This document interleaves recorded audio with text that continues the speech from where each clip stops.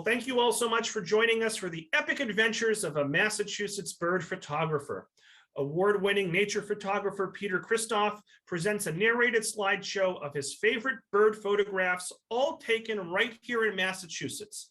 His program is both entertaining and informative as he shares stories of his photographic adventures and the techniques he uses to capture his images, as well as his favorite places to take photos of birds in their natural habitat. Peter is a well-known speaker who has presented to the Photographic Society of America, the New England Camera Club Council, and the Appalachian Mountain Club, in addition to the Mass Audubon, the National Wildlife Refuge System, numerous camera clubs, birding clubs, and yes, libraries. The past president of the Camera Club of Central New England, Peter has received many prestigious national and international awards and medals for his photography. He's published 3 nature photography books, including his latest, The Art of Bird Photography. So all 85 of us or so that are here live on Zoom. Oh, I misspoke. 92 of us that are here live on Zoom. Let's give a big virtual round of applause to Peter for joining us here this morning. And Peter, you can take it away. Thanks so much. Thank you. Thank you for that introduction. Thank you, everybody, for coming. I'll apologize ahead of time. During the cold weather, my bronchitis sometimes flares up. So if you hear me coughing, that's what that is about. Thank you all for showing up, especially the people from North Carolina and Texas. You had a long drive to come and see me today, so I really appreciate that. How do you make something epic? You just call it epic. So my pictures today are all epic, and thank you for coming. This picture here is an interesting picture. It is a red-bellied woodpecker at its hole, but this woodpecker was not very easy to find because I heard it tapping and drumming on the tree, and I thought it would be easy to find, but the woodpecker was inside tapping on the hole. So it took me about 15 minutes to find where the woodpecker was. I looked all around this tree and said, where's the woodpecker coming from? So this is a clue when you're looking for woodpeckers and you can't find them, wait until they come out of their hole and you might get lucky. So photographing birds requires 3 things. I call them the 3 Ps: patience, persistence, and perseverance, and knowledge of your equipment. The patience, persistence, and perseverance is even more important than your camera gear, because if you're not willing to sit out there sometimes all day waiting for a bird photograph, then you're not going to enjoy yourself, and you're not going to get good pictures, of course, if you're not willing to wait for them. So you look at this gear that I have, and a lot of people would say, well, he must be a millionaire. But I am, in fact, a millionaire, someone having little to no money. But your money doesn't take pictures for you. So you have to take that money and buy camera gear with it. Even if you end up being a homeless person, like it would seem. No, this is not actually my home, but sell all that you have and buy camera gear so that you can get nice pictures. The more money you spend on your camera gear, of course, you'll be able to get sharper, more detailed pictures, all else being equal. Let me go back up. Okay, so that is a snowy owl. I do want to identify the birds. This is a short-eared owl on a perch. The peregrine falcon, the fastest bird on the planet. This is a baby great horned owl doing its best turkey impression. It's actually trying to scare away a person that is trying to get too close with a cell phone. And so it's making itself look bigger than it really is by puffing out its feathers. This is one of my favorite shots, one of my few photographs of a owl family together. This is a great horned owl family. Red-breasted merganser. And laying down in the mud, you can get nice pictures of birds like this, the ruddy turnstone. Or this guy practicing for the speed skating competition at the Olympics, a little baby piping plover on the beach at Sandy Point. Out in a boat on the Quabbin Reservoir, the loon and the little baby chick. And here the mother or father is bringing in a fish for the little baby. By the way, when the loon gave this fish to the baby promptly toppled over head first because it weighed so much that it tipped the baby over. Not this fish, however. This fish was not being fed to the baby. This fish was for the adult to eat. And it held it up for me, waiting for me to get a price photograph It held it up there for about 5 or 10 seconds, as if waiting for me to take its picture, and then swallowed the fish. So my sister first saw this photo. She thought I had faked the photo, and that wasn't a real loon with a real fish, but there's the proof. And the fish did go down the throat of the loon. So I like to use a long lens, because if you have more reach on your lens, you can take a photograph which will make it feel like you're closer to the bird, and you won't scare the birds away. And so some of those long lenses are 800, 600, 500, and 400. Those will all get you a lot closer to the bird. This is about 300 millimeters, and then with the 800 millimeter, you can get even closer. It'll feel like you're closer without getting close to the bird.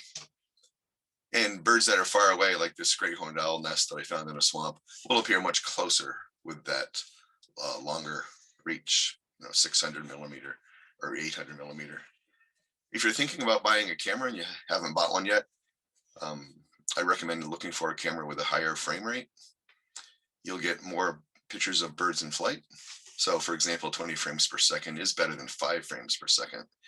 If you're shooting at 5 frames per second, you might only get one of those great blue herons flying into the nest. At 20 frames per second, you have your choice. You look at that, all in the space of about a quarter of a second, you can get all those pictures of the great blue heron flying. Faster frame rate also gives you more opportunity to get that perfect photo you're after. Here is a cedar waxwing coming in and catching a berry on the wing. Most of the time they sit, perch, and grab the berries, but in this case he flew up there and pulled a berry right off the branch. Osprey diving for his fish. When they dive, they go really fast, so it's important to try to be on the osprey and already focused on it, and have it in your viewfinder when it takes off on a dive at first. People often ask me my camera settings. I like to shoot at f8 typically. At f8, you can get more of the bird in focus, because you have a greater depth of field. My ISO varies between 100 and 2000. Lower is better for less grain, but higher is better for low light. So whenever you can, keep it low if the situation allows. And I prefer shooting an aperture priority, or I choose the aperture, and the camera determines the shutter speed, so I don't have to think. So at f8, you can get the whole bird sharp. You can get the talons, you can get the beak, you can get the wings and the tail. That was a red-tailed hawk. Here we have a green heron, and the whole bird is nice and sharply in focus because I'm shooting at f8. You can, if you stop down to 5.6 or f4, more light comes in, you won't get the whole bird in focus. That's fine too. This is a wood duck, and the front of the wood duck and the face is sharp. And that's really important, that if only part of your image is going to be sharp, that it's got to be the face and the eyes. And if this tail starts to go blurry on the wood duck, I don't mind that at all. So ideally, we shoot on sunny days the whole life. We shoot at f8, ISO 200, and having a really fast shutter speed of 1/2000, like in this case here with the osprey with the fish. It doesn't always happen, but that would be the ideal setting. And that's what I have here too, f8, with the bald eagle taking off at the Quabbin Reservoir. And you see most all of the bald eagle is sharply in focus. It's important to look for active birds that are hunting, flying, fishing, eating. A bird that is just sitting there is a bird that's just sitting there. It doesn't have the impact. This is an American oyster catcher just sitting there at the beach. But look what happens now when you have the birds in action. Here's a wood duck male chasing the female across the water. We have the action. We have a little bit slower shutter speed here, so you get that wing blur in the photograph. And I like to do that. I don't like to always freeze my birds in flight. Get a little bit of wing motion blur in there. This is a peregrine falcon. It is a nice bird that just, when you get a picture of it just sitting there, it's a pretty bird, but when it's in flight, it has much more impact. A snowy owl is a pretty bird, a beautiful bird. When it's just sitting there, when it flies, it's got that motion and it's got much more impact. If it flies towards you, even better. Look at the fluffy, the feathery feet on this snowy owl. And when it looks at you in flight, that's even better too. And quite often they will glance at you when they're flying by. If you can get action between two birds, like this sneak surprise attack, the one snowy is coming up behind another on the dunes at Sandy Point, and the first snowy was unaware, at least for the split second, that the other one was coming behind it. Short-eared owls in flight. These are one bird that actually is easier to get them in flight than sitting, because they spend most of their time in flight. And if you can get a shot of an attack, this is the one short-eared owl attacking another. That's gonna tell a story and be more impactful. This is the merganser just floating along. She's talking to somebody. Just an average picture, but when the merganser takes flight, like a lot of birds, you can see more feather detail. Here, you can't really tell what's happening with the feathers, but when they take flight, you can see the beautiful white on the feathers. Same with the pileated woodpecker. You don't really notice the pileated woodpecker having the beautiful white feathers on the bottom of their wings, but when they take flight, you see a lot more detail in the feathers. Try to find birds that are eating. That tells a story much more than a bird that's just sitting there. And this is the cedar waxwing that is having probably some rotten cranberries during an ice storm. And he was having a hard time getting those because you see they're all coated in ice. So it took them quite a while. There was a flock of them in Lancaster. It took these birds quite a while to get them out of the ice and to get them where they could actually eat them. This is a red-tailed hawk with a flicker that it had caught. Normally red-tailed hawks don't eat birds. It's the Cooper's hawks and sharpshoons that do that. But in this case, the red-tailed hawk had caught a northern flicker and it is eating it up on a perch in the woods. We have a snowy owl that has caught a mouse and it is going down head first. That was taken at Rye, New Hampshire on a day that it was 8 degrees below zero. And none of you were out there because it was so cold. So that's a good tip if you want to have birds all by yourself, go on freezing cold days when no one else is around. This is a pine grosbeak. It is eating, it's having mash. When it eats these, whatever berries or fruit they are, it kind of mashes them in its mouth. It has a beak that's really good at doing that. Pine grosbeak photographed in Bolton. Belted kingfisher, female. You know it's a female because it has the brown chest, and it has caught a fish that is about to swallow there. This is a little baby piping plover, about 1 day old. It's already begun to eat. It's a precocial bird and eats on its own, doesn't rely upon its parents. The hooded merganser male with a large fish. It did swallow the fish. Cormorant with a fish. They will come up out of the water to eat their fish. A common loon will swallow the fish underwater. So it's always good to watch the cormorants because they will only swallow the fish above the water. Okay. And this is an osprey with a fish. And that osprey is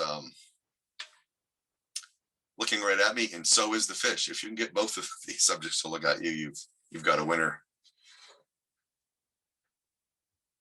The Baltimore Oriole is about to go in and feed its baby in the Baltimore Oriole nest.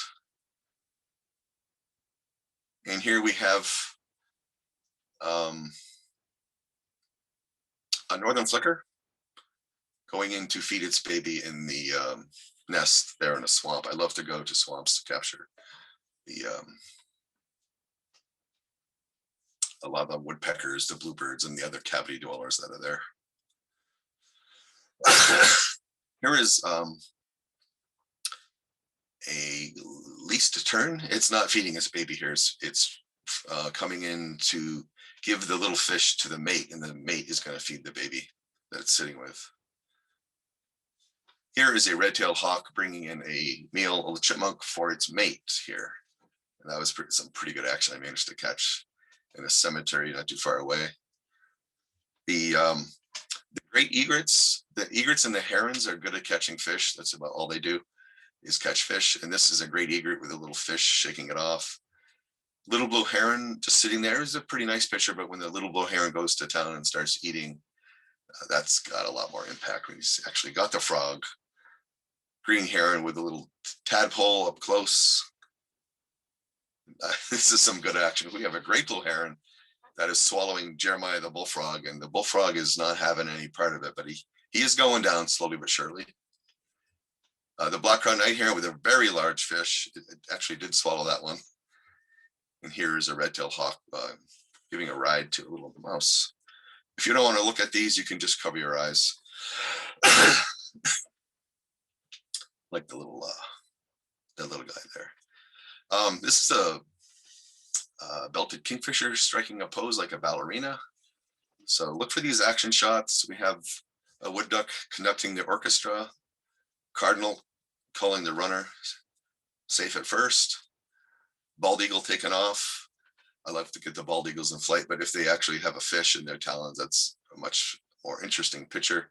This one is just checking to make sure he has the fish before he takes off with it.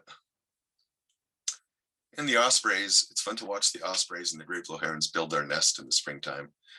This osprey is bringing in a stick for its mate, and then the mate will place the stick.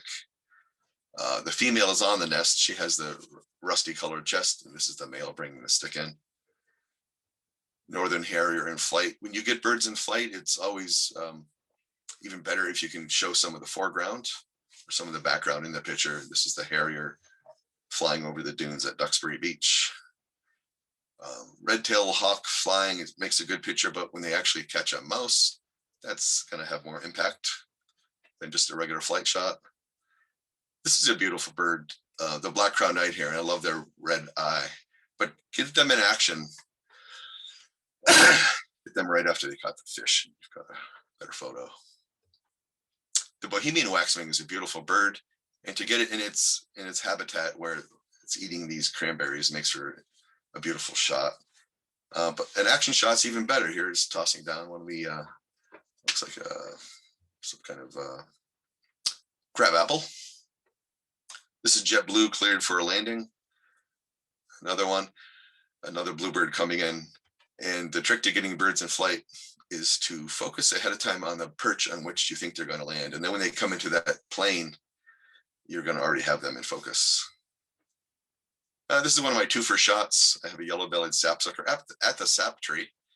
And if you wait around long enough, 15 or 20 minutes, half an hour, you will be lucky quite often and see a hummingbird also come to that same sapsucker hole. So some of you came to this presentation today because you saw my Facebook post. I told you how you could find shots like this year round. How did I find the barred owl with the little baby? I was out in the woods and I saw a barred owl catch a snake and then fly up to a tree with it. And it did not immediately eat the snake. When you see a bird with some food, it's not eating it, watch where it goes to, because it's probably going to take it to its little baby. So I watched where the barred owl flew to. And when I got to the nest, the barred owl said, "Hello, nothing to see here." But I knew better. I knew they had taken a snake. So I waited around from a long distance away with my 800 millimeter. And that little baby barred owl came out and said, "Mama, we'll have company." And then you can see the little baby actually waved to me. I waited around and watched that baby take its first flight. And when it missed the ground, it climbed back up the tree, like all little baby owls do that miss their first flight. And it tried again. Very awkward, very awkward flight, but it did make its first flight. And that was fun to watch. They're not all so cute when barred owls grow up. If you're a chipmunk or a squirrel, you're not going to think they are very cute at all. This one is picking out its next prey. And you can see how very sharp its beak and talons are in this picture. Same with the osprey, very sharp talons with which to capture the fish and hold on to it. Here's the osprey bringing in a fish for its mate. So go for the action shots. Action shots are what you want to get. Cedar waxwing going after a spider. following that spider around. If you have this, if you're looking at this on a phone, it's probably not going to be that much detail, but if you've got a computer screen, you can see the little spider trying to get away there. I like to find birds that are nest building. Here we have a northern flicker building its nest, excavating from the inside. Eastern bluebird, this was at my house, going out to collect nesting material. And I watched the pileated woodpecker build this nest, and then eventually the babies showed their face. And I was able to get a lot of pictures of this family as they grew up. The female pileated woodpecker on the left, baby's wondering where mama is. She's sneaking around from the backside. And once in a while, you can watch the least terns on the beach. This one is very happy. It has caught a fish to bring to its mate, hoping to get lucky. And that's all it was able to do, was hope to get lucky.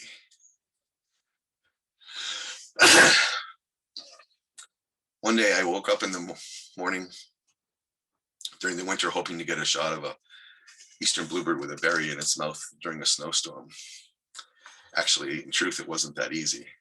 What made it easier was that I had built the photo blind in the fall, and I was in this photo blind at the edge of a swamp when I captured this picture. So I planned ahead for this picture for a long time, and I had to spend about $600 to build this photo blind on the edge of the swamp.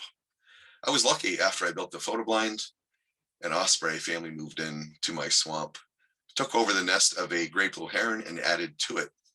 So this is a kind of strange looking nest where the foundation sticks on the bottom are smaller and thinner than the ones on the top, because the top was finished off by the osprey. That can carry bigger sticks.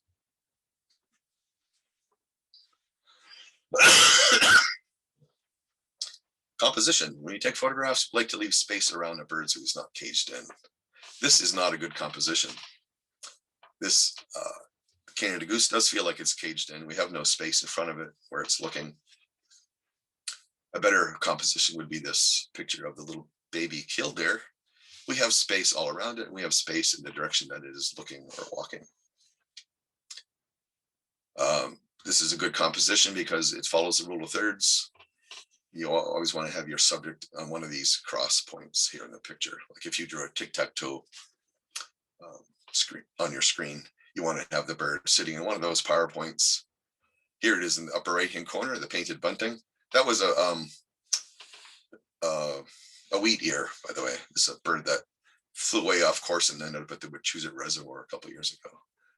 The painted bunting, the scarlet tanager, following the rule of thirds in the lower right-hand corner, eastern bluebird, upper left-hand corner, snowy owl, upper right-hand corner.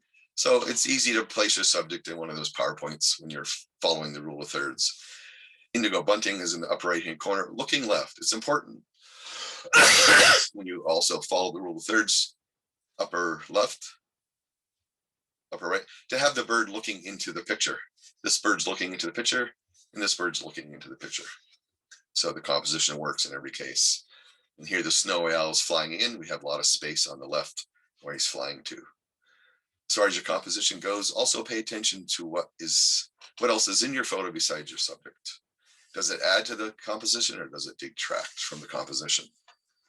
So these morning glories right here certainly do add to the composition. The hummingbird is flying in to get a meal here. This is the juvenile green heron on its first hunt. I am able to get these close-up pictures because I'm laying on my stomach in the edge of the swamp and the bird is approaching. And he managed to capture his first prey, which was a stick. He caught this stick for about 45 minutes. And I waited and watched him, hoping that I would be there when he caught his first big fish. And I was. I waited him out for the first giant fish. When you are wanting to approach a bird, use common sense, walk slowly. Don't use any sudden movements. And stay low to the ground if the bird is on the ground. When you see a bird, also stay low to the ground. This is a picture of a Virginia rail. I approached it real slowly, took the picture from the ground. These are some sandhill cranes that are in Lancaster, just 5 minutes from me. And I've seen people go out to photograph these birds and they march right up to them and they fly away. What you want to do is walk slowly, walk in a zigzag pattern, and every couple of minutes bend over, pretend like you're picking up something off the ground. They think you are one of them, that you're also feeding the cornfield. It does work. People watching from the road might think you look a little bit crazy, but that's how you're going to get the shots without scaring the bird away. Sometimes you don't have to approach a bird. They will fly in and land next to you like this snowy owl did. I think this one looks almost like a cat as it's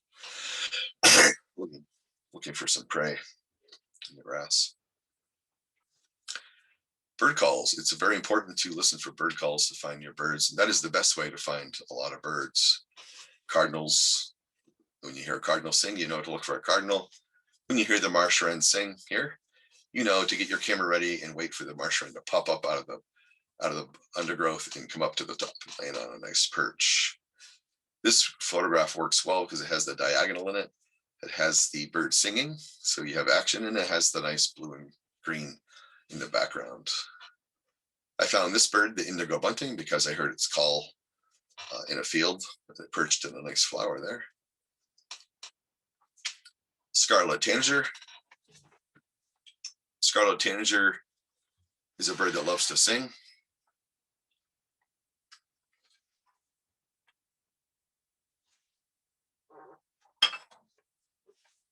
Once you learn to identify its call, you can find lots of scarlet tanagers in the forest, and it's easy to get a picture of them singing because they do love to sing. This is a bird that loves to sing, the red-winged blackbird. And if you get a photo of them when they're singing or calling with their mouth open, you'll also get those bright orange-red epaulets to show up too. They always puff those out when they are singing. That makes a nice picture. A good way to find pileated woodpeckers is listen for their call. The little babies are very vocal, and when they are hungry, they will let their mother know, and they will let you, the photographer, know as well. It's good to shoot birds at their own level, especially birds that are on the ground. And when you stay on the ground, they see you as less of a threat. And when you're on the ground, you're going to gain their point of view. So when I saw the snowy owl, it was on the ground. I laid down on the ground too, and was able to get it at eye level as the mouse went down. I saw the sandhill cranes with the two babies, and I got down on the ground on my knees, got them at eye level. Same thing with the great gray owl that had caught a mouse. I got down on the ground at eye level to get a picture of the great gray owl, or right before he swallowed the mouse or meadow vole. To get this picture of the white mandarin duck, I laid down on my stomach in the mud on the edge of the water, so I would be at eye level with the bird. The little blue heron with the frog, I was able to get almost at eye level because I was actually immersed in the swamp, almost at eye level with the heron, and the heron didn't mind me being there. This is a black crowned night heron with a beautiful red eye. This shot I planned ahead and was down in the water to get that shot. This is a green heron, and it is hunting for crayfish or fish, and he did catch it. And the way I was able to get this shot is get really down low on my stomach in the swamp. You also can make some good camouflage shirts that way when you're in the mud, and you'll get the nice close-up pictures of the fish being down low like that. The green heron, the greater yellowlegs. I got this shot the other day of the ringneck pheasant. It was on the ground. I got on the ground to get a picture of it as it kind of went past pretty quickly, and then it was gone. I only got one shot of it, but I got it at eye level. And I got this one at eye level the other day, a snowy owl that came in and perched, and it was wondering what I was going to cook on the grill, but I hadn't even started up the grill yet. It was very early at sunrise, so I wasn't able to cook it anything. You can barely see the bird in this picture, the little baby leaf tern. It blends right in, but it's begging for some kind of a fish or an eel from its mother. I do recommend shooting early in the morning. If you want to get some nice bird photographs, you'll have more opportunities to go in the morning because the birds are more active in the morning. Birds are hungry, just like we are after the whole night. They are hungry and they will be begging for food from their parents. This is a barred owl begging for food, a little gray horned owl, hungry in the morning, and a couple of baby screeches. They look like they really want their mother to bring them some food. So a lot of the birds will be more active in the morning, and you'll get some good light as well. This is a bluebird coming in to feed the babies, and there's the Baltimore Oriole coming in to feed the baby. You'll also get some interesting light in the morning. This is a horned lark.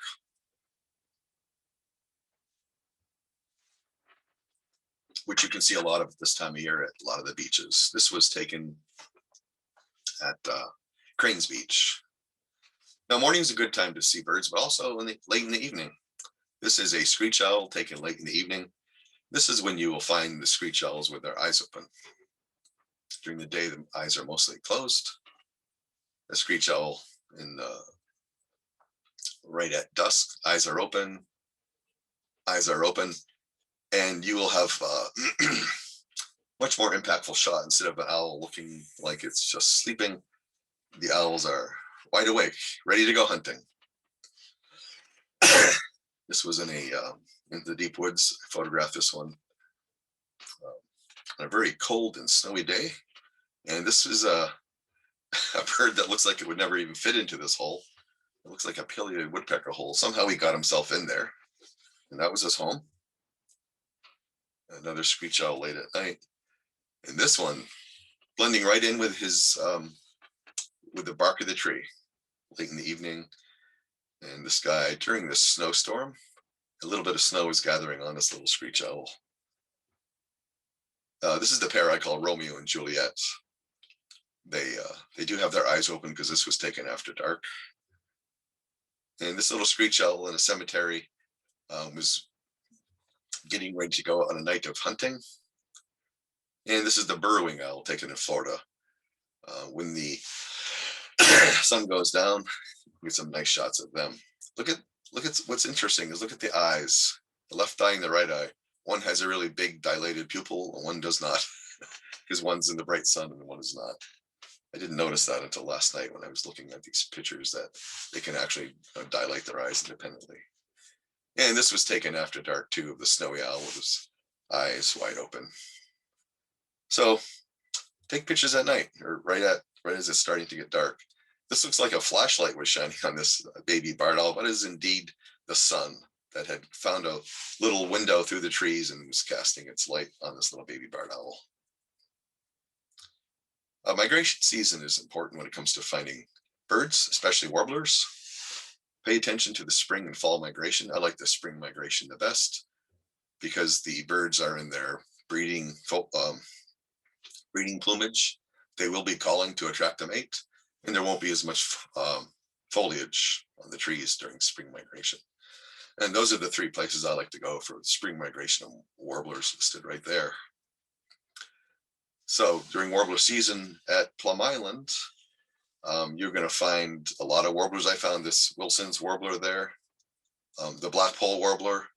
These were taken during the pandemic, during a migration of, I think it was 1 or 2 years ago. The Plum Island was closed down except to walkers. So I walked in there to get these photographs. The northern parula, the black and white warbler, the black-throated green. There were no cars that day, so you could walk down the middle of the road. This is a prairie warbler, black burning warbler, chestnut-sided warbler.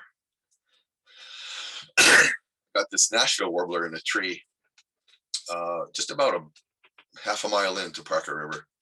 And in the same tree, I waited at that tree for quite a while. I also had the Cape May warbler. So the pandemic actually was good for me that day because no cars were there and just a few people on foot. So if you're looking for bird locations, I recommend going to National Wildlife Refuges, which you can find all across the country. Audubon sanctuaries, which you can find pretty much all across the country. And then go to your local swamps. If you don't know where they are, you can look on Google Earth and probably identify spots that look like a swamp. My favorite bird location is Plum Island. That's where I see a lot of the birds that you see in this presentation. That's where I found the the short-eared owl flying over Shorty Hill, as I call it.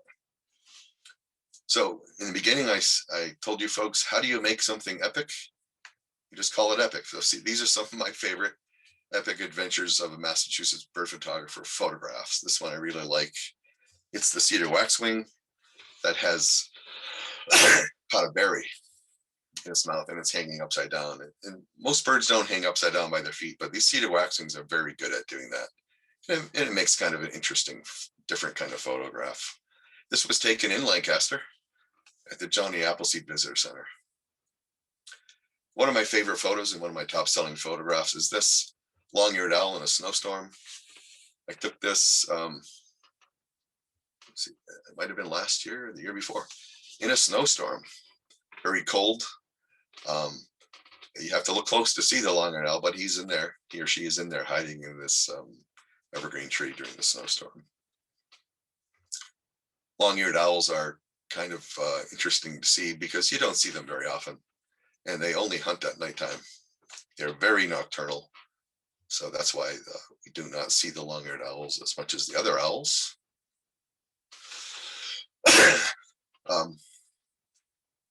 A short-eared owl. I got a photograph, this one during a snowstorm at Salisbury Beach.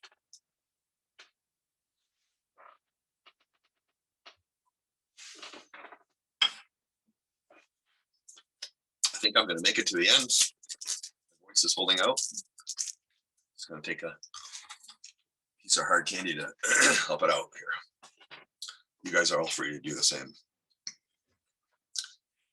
This is it reminds me of The Hobbit. I've never seen the movie, but I imagine it must be something like this, where the two creatures are living in the woods in a tree house. These are baby barred owls.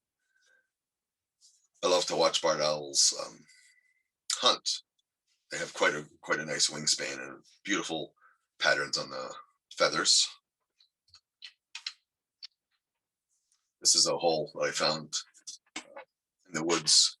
And these little baby barred owls are just having a little discussion about what they're going to do after they fledge the nest. Here we can hardly see the great gray owl. He's very camouflaged. He blends in with the birch tree. But the reason I spotted him and was able to take the photograph is because I saw him fly and land there. I might have walked right past this guy for the fact I hadn't seen it land in the tree.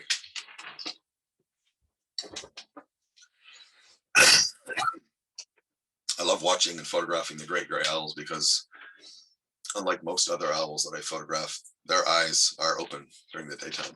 They have those bright beady yellow eyes that are always open. Again, the great gray owl. I photographed this one at sunset in 2017 in New Hampshire, about 2 hours from my house. And you know, he had to come down from Canada, but he stayed for probably a week or two. I was able to get quite a few pictures of the great gray owl. Screech owls don't often come out. I mean, they don't come out in the daytime. The only time you're going to see a screech owl out of its hole is after dark, and that's what I did here. Is I got this screech owl after dark. You're going to be doing manual focus at this point because your camera needs light in order to focus, and there's not enough light at this time of day, at this time of night, to capture a picture. So you'll have to use manual focus, which makes it even more challenging to get a picture of a bird like this. Screech owl in a cemetery. I really like this photo of a screech owl. I had to make quite a trek to get there. And this was taken during the snowstorm. Just about as it was getting dark, you see his eyes are opening up. And he's ready to go hunting or to go meet his mate. A little while after this, he actually did go sit on a tree and another one flew in right next to it. I didn't get pictures because it was getting really dark at that time. One of my favorite shots, this one, the belted kingfisher with a fish, holding it up like, do you want to get a prize photo of my prize fish? So she held that up there. It's a female for a couple seconds before swallowing it. Bluebirds are fun to get as they're catching meals to take to their baby. This one has caught a spider that it's taken to its nest right around the corner. It's a cute little duck, probably a mallard baby. This one was painted by somebody.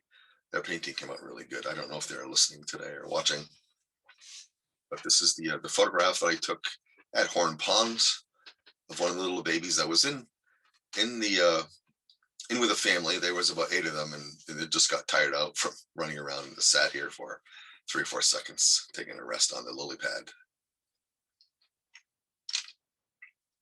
Short-eared owl flying right towards me. It didn't come at me to hunt, but it just kind of came at me, flew over my head as it was hunting something else in the field behind me.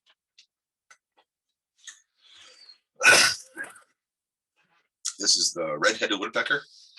And oftentimes when people look at the red-bellied woodpecker, they think that's a red-headed woodpecker because it has red on its head. But that distinction belongs to the red-headed woodpecker, whose entire head is red.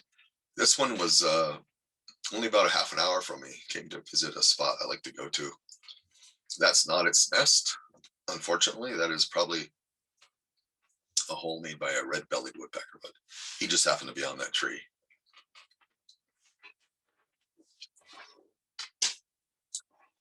I like to get the interaction between the parents and the young. This is a swan, a mute swan, photographed at someplace in Waltham. I can't remember the name of the pond. I think it was Waltham. And the little baby is asking its mother if it will be just as beautiful when it grows up as the mother. Here we have 1, 2, 3, 4, 5. 1, 2, 3, 4, 5, 6, 7 swans. There's a little one on top taking a ride in the back. And you'll see swans riding on their mother's back for a couple of weeks after the firstborn. Same with loons and mergansers. It doesn't happen for too long. So take advantage of when the baby swans are first born. You look at this picture, you can see there's a baby on top as well. This is a different pond. This was Horn Pond, taken a year or 2 ago. And I was able to get all of them. I waited a long time, a couple hours, for them to end up in this formation with all of them in the photo. And they're not all looking at me, but they're kind of looking at me. This is one of my favorite barred owl photos. And I really like this barred owl because I rescued it. It's sitting here on this perch. And when I went back the following day, it was still sitting on the same perch. I noticed that it hadn't moved, so I got closer to it. And I walked right up under it and it didn't fly away. And then I took a big long stick to tap it on the shoulder to see if it was injured. It would have flown away at that point and it didn't move. So I got a big giant net like you catch fish with. And I put it over the owl. I was able to kind of pull him off of the branch. He didn't want to let go. And I took him to Tufts Veterinary Clinic in Grafton. And they kept him for 4 months. They did surgery on him because he had a broken wing that they discovered after the x-ray. And then they called me up after 4 months and said, your owl's ready to go. And I said, when should I come pick him up? And they said, you can come now. You better come now because he's flying around. They had him in a large barn that they use for the owls once they get to the stage where they can fly. But they don't like to leave them in there for too long. So I picked him up and took him back to where I got him and let him go. And right away he was mobbed or attacked by blue jays because that's what blue jays live for. So I threw rocks in the direction of the blue jays until night fell, which was half an hour later. And then after dark, the owls rolled the night. So any of those blue jays that were attacking him, he probably went after them after dark. I showed this one before, but it's one of my favorites. This one really is a good example of reverse sexual size dimorphism in raptors. What that means is that with raptors, the females are going to be larger than males, which is not the case with most birds. So the bird on the left is the female. She is much larger than the male here. This was taken in the Mount Auburn Cemetery right after after a snowstorm. There was a foot of snow there. There were no people. I made the first footprints in the snow. I found this pair from the back. Now that wouldn't be a very pretty photo. So I walked around to the front hoping I would have a little window. There wouldn't be branches in the way. And I had this very small window that you can see here where they were both visible and sitting right next to each other. So that is one of my favorite owl photos. This is another one of my favorite owl photos, one of my top sellers of the snowy owl flying over the dunes here at Hampton Beach. Look at those big furry feather covered feet there. It spends so much time in the snow. It's one of the few owls that does have feathers on its feet. This was taken at Salisbury Beach. There's a red-tailed hawk that likes to hang around near the entrance to Salisbury Beach. And if you wait and are patient enough, it will catch a mouse for you.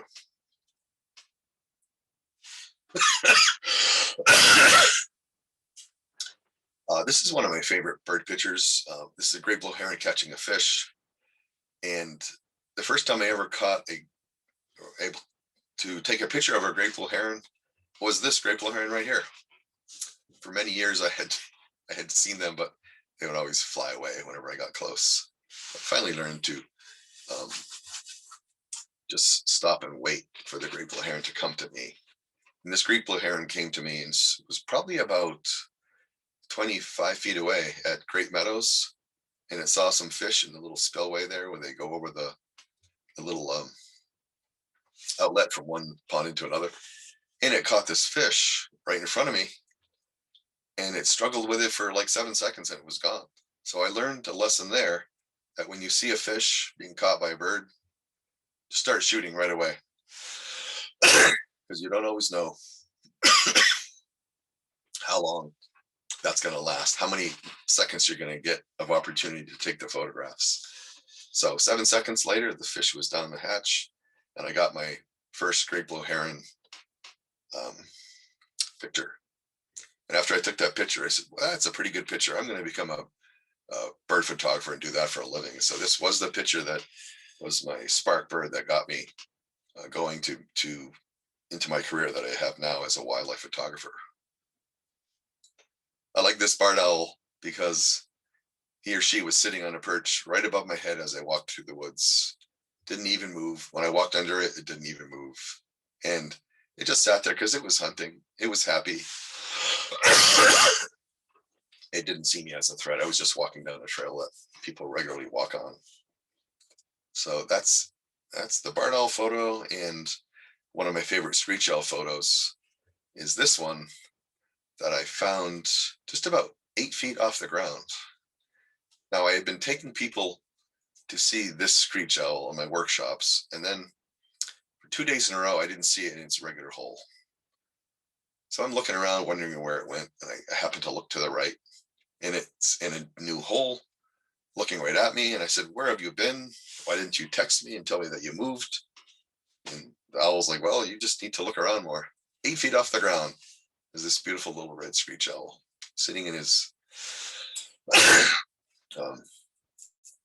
hole with a little moss on the tree. I think it's a maple tree.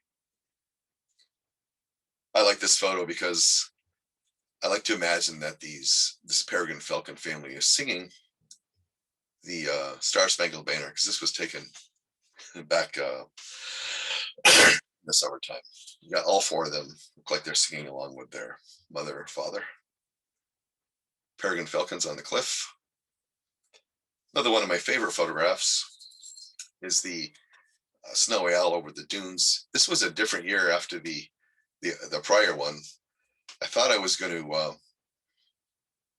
be happy with that other one and never get another one like it, but got it again the following year. A snowy owl flying over the dunes. It could actually be the same snowy owl because owls are territorial. They do return to the same spot year after year quite often. And my last but not least, Curly, Mo, and Larry. 3 green herons, babies sitting on a perch. You know they're babies because they have that little fuzzy white hair on top. And they sat there for about 20 minutes for me. First, I was photographing the one on the right. I thought, this is really cool with the green heron. Then the other one flew in, and I said, this is even more cool with the two. And when the third come in, I couldn't believe it. I held my breath thinking it was going to happen and only stay there. They were only going to stay together for like 30 seconds. And they said, no, we'll just hang out here for 20 minutes for you. So that's the end of my presentation. I am going to put up this slide here for all of you watching from whatever library you happen to be from. If you're watching today, I'm offering a special on this book here called The Art of Bird Photography, which does contain a lot of the images you saw today. You can order that from me at $10 off. So you want to go ahead and write down that phone number there or take a picture of it. 978-549-4812. I will send you the link on how you can purchase this book, The Art of Bird Photography, at $10 off. And with that, I want to thank you all for coming. I'm going to stop screen sharing and turn it back over to the library director. All right. Well, Peter, you gave me a promotion. I'm not quite a library director, but I'll take it. So, Peter, I want to thank you for a wonderful presentation, and we do have quite a few questions already. So I'll do my best to get through them. Let's say we'll take about 15 minutes of questions. Several questions about tripod use. Both David and Frank asked, can you comment on tripod use? It seems as though you don't use one. I do use a tripod. Sorry if I neglected to say that. Probably about half the time, and I use a very sturdy and strong tripod because my equipment is very heavy. And tripods are important so that you can save your shoulders, because if you carry that heavy lens for a long time, you're going to end up with having to get rotator cuff surgery like I did. So I recommend people with the big heavy lens get that tripod and use it as often as you can, especially if you're approaching 60 years old. Tripods are your friends. Patty asks, how far are you away from the birds normally? Yeah, it does look like I'm very close to the birds because I use that 600 or 800 millimeter lens, but I'm usually about 50 to 75 feet away from most of the birds you are seeing in this presentation, unless a bird flies in real close to me like the snowy owl did there. Patricia asks, what are some of your favorite places to take pictures? I have 3 favorite places: Plum Island, Mount Auburn Cemetery for the warblers, and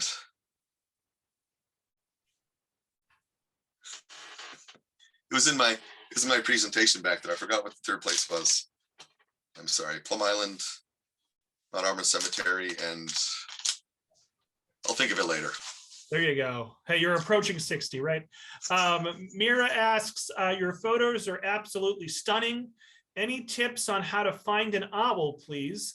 Is there an easier owl to spot for a beginner? Maybe a barred owl. Thank you. Yes, to find owls, I've got quite a few tips. Listen for their call as it's getting to be dusk. And at this time of year, you will find that you'll hear the barred owls. You can hear the screech owls, and you can hear the gray horned owls. Look for pellets on the ground. The pellets are about that long, and that's not going to always indicate a nest, but you may find an owl sitting above that tree, and its nest may be within 400 feet. So listen for the call, look for the pellets. Top two tips. Patty asks, I'm going to combine 2 questions here in the interest of time. Patty asks, how much manipulation do you do? And Susan asks, how often do you find that you need to greatly crop in your photos? I crop most of my photos about 50%. Just about half of it. The first question was about manipulation. Oh yes, I manipulate every one of my photos. That's the most fun part. I open them up in Photoshop and I increase the color saturation and the sharpness to bring out the detail. And I think everyone should do those 2 things as well. Follow up to the owl question. Susan asks, when searching for screech owls, is it helpful to look for whitewash near a hole? not so much for screech owls. To find solid owls, it's helpful to look for a whitewash on the ground, like a chalky white substance on the ground. And that's how I've been successful with that. For screech owls, you're more likely to hear their call or to see them sitting in a hole more than the whitewash. Now, I don't know if this is a philosophical question, but I'm going to ask it. It comes from Mary.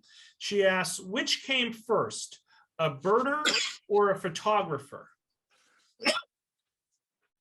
I became a photographer in February 1999 when my daughter was born. I bought a camera to take pictures and document her life. That's when I picked up a camera, and I became interested in birds about 10 years later. And I used the camera to photograph them and then later go home and identify them on the computer. Deb says that Great Meadows was your third location that you prefer. Great Meadows, yes. That's Yep. in Concord, Massachusetts. And Deb Thank asks, what other equipment and lenses do you use? Yes, so a lot of these photos you saw, I photographed with a Canon 1DX and a 600 millimeter. Today, I use a Sony A9. I've used that for the last 2 years with a 600 millimeter. And that's a mirrorless camera, so you end up with a silent shutter and 20 frames per second. So mirrorless cameras are the way to go, and I do recommend getting those just for their silent shutter. It's not going to scare the birds away so much. Mariette asks, do you use binoculars? I do. Binoculars are in my kit, and I carry them wherever I go. To find the birds, it's much quick. It's way easier to look through binoculars and try to identify. Let's do some self-bragging for 30 seconds. Teresa wants to know, have you won any awards for your photography? Yes, quite a few. Susan asks, how do you protect your gear as it seems that you are out in stormy weather? Yes, I do have a sleeve. It's, I guess it's just called a lens sleeve. It goes over the lens and it protects it from the rain and the snow. And you can purchase these sleeves at, B&H Photo or any other place. Keep your lens and your camera dry. In both the chat and the Q&A, Deborah, not so much a question, but Deborah just wanted to remind folks to caution. So a code of ethics when taking wildlife photography, not entrapping or baiting wildlife. I'm sure you're very ethical, Peter. Let's see. Yes, I say the same thing. And if you meet up with someone that's taking owls that are baited, like some of these trips to Canada, I don't associate with those people. I don't buy their prints. I don't recommend buying their prints. Baiting owls is not being honest either with the viewer when they see your picture of a great gray or a snowy owl swooping in low level. It's about to catch a baited mouse. Not good. I don't associate with those people at all. Mary asks, she's looking for warblers. Is the best spot Plum Island or Auburn? Those are equal. That's a tie. You can see 100 species of warblers, not 100 species of warblers, sorry. Probably 20 species of warblers at either place, and probably 100 different varieties of birds at either place. For instance, if you went on May 10th during the warbler migration, you could see a lot of birds at either place. Luann asks, some of the swan pictures, I noticed you cut off the head of the adult in the reflection. Why didn't you include it?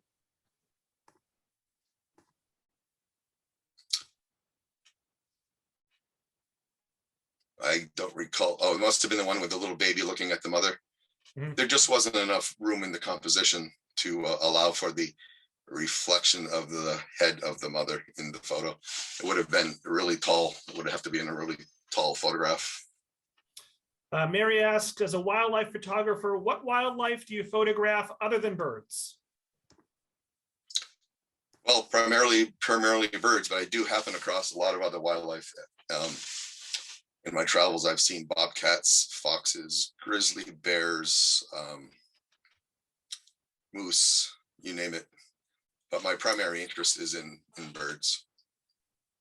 All right, a couple of technical questions that were asked at the beginning that I don't want to overlook. Peter, you may want to pull up the Q&A. I know that might force you to not look into the camera directly, but I'm going to probably mess this up a bit.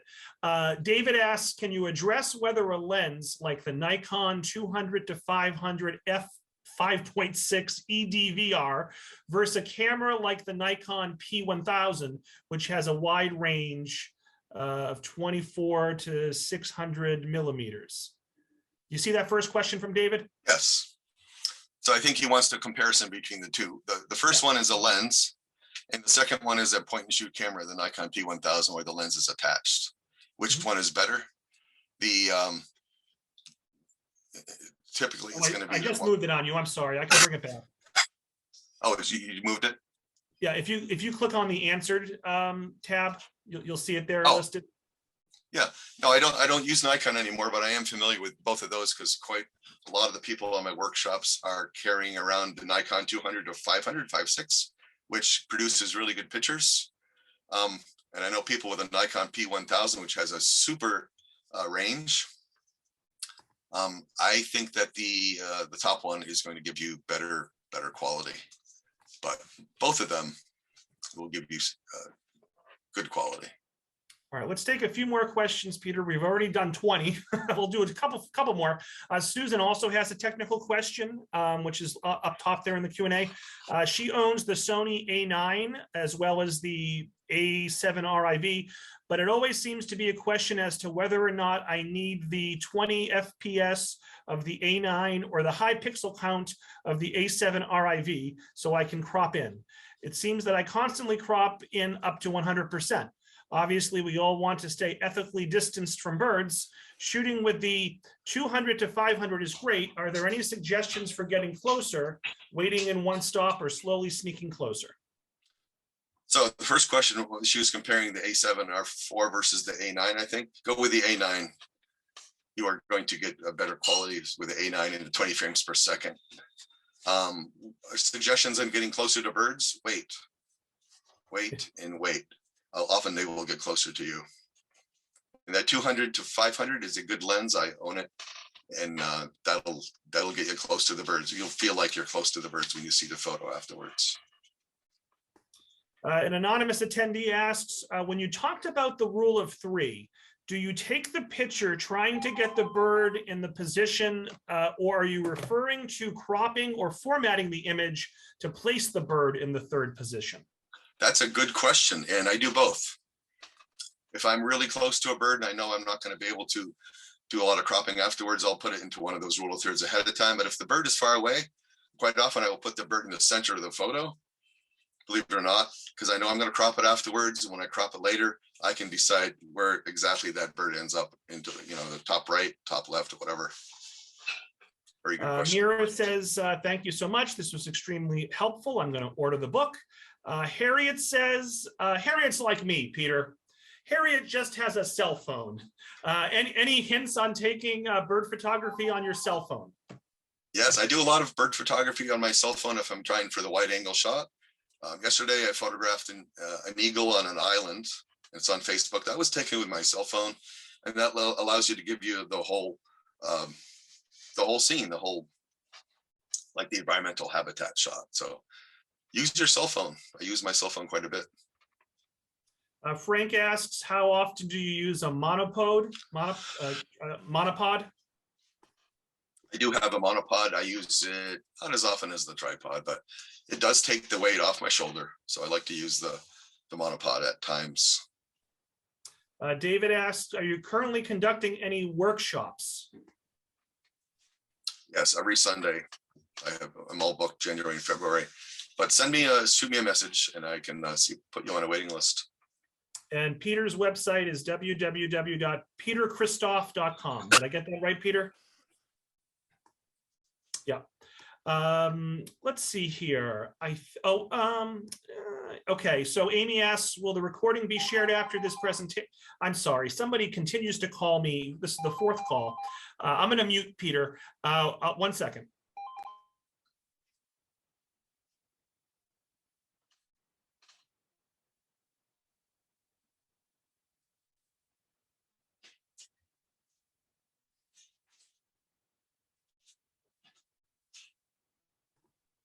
Okay, sorry about that.